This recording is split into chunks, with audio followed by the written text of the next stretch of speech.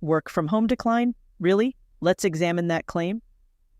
If you've been tuning in to some of the top news outlets lately, you might think that work from home levels in the U.S. have plummeted to their lowest point since the pandemic started. According to data from WFH Research, employees worked only 26.6% of their full paid days from home in May, down from a pandemic peak of about 60%. It sounds like remote work is dying, right? Well, not so fast. Despite the headlines, remote work remains robust and is even expanding in various industries. For instance, the information and technology sector boasts a significant 69% of employees working from home, averaging 2.2 remote days per week.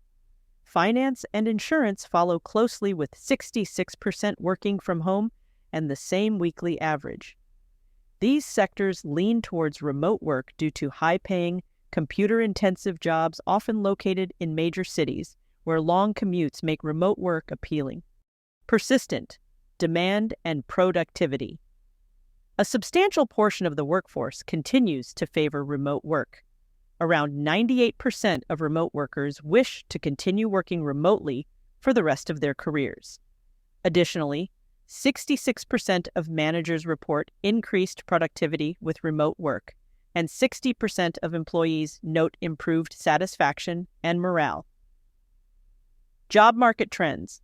Hybrid work arrangements are becoming more common, but fully remote positions still constitute a significant portion of the job market. Major job boards and companies are continuously updating their offerings to include more remote roles, showing a steady demand for remote work options across various experience levels and geographic regions. Economic and environmental benefits. Remote work offers considerable cost savings for both employees and employers. Employees can save between $2,000 and $7,000 annually on commuting, food, and clothing expenses. Employers, on the other hand, can save up to $11,000 per year for each remote employee by reducing the need for physical office space.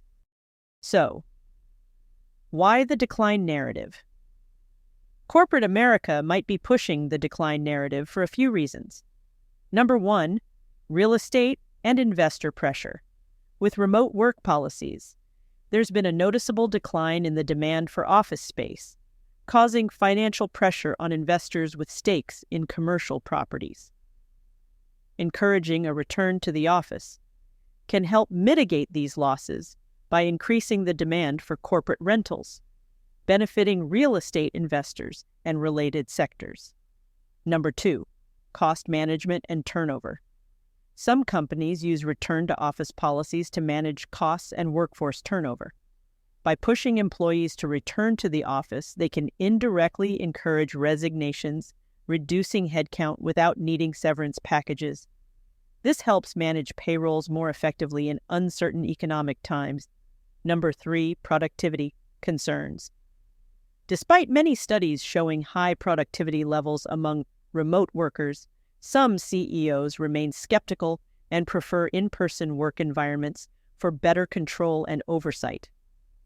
This belief can drive the narrative that remote work is less effective and should be minimized.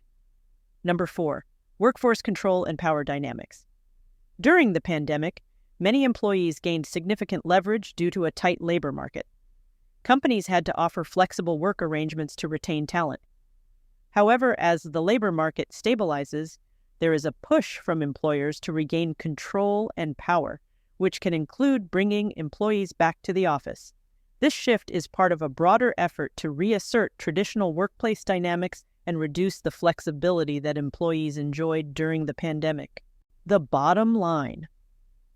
Despite the narrative of a declining work-from-home trend, the reality shows a strong and evolving remote work environment.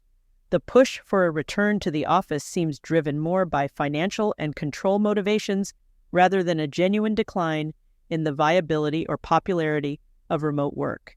So, next time you hear about the death of remote work, take it with a grain of salt and maybe a raised eyebrow. For more on this, check out sources like Flexos, Remote Bliss, Fast Company, and the World Economic Forum. Thank you for diving into this fact-finding expedition with me. If you found value in these insights, please like and share with someone who might benefit. Don't miss out on more enlightening discoveries. Subscribe now for your next dose of eye-opening content. With gratitude and curiosity. Until next time.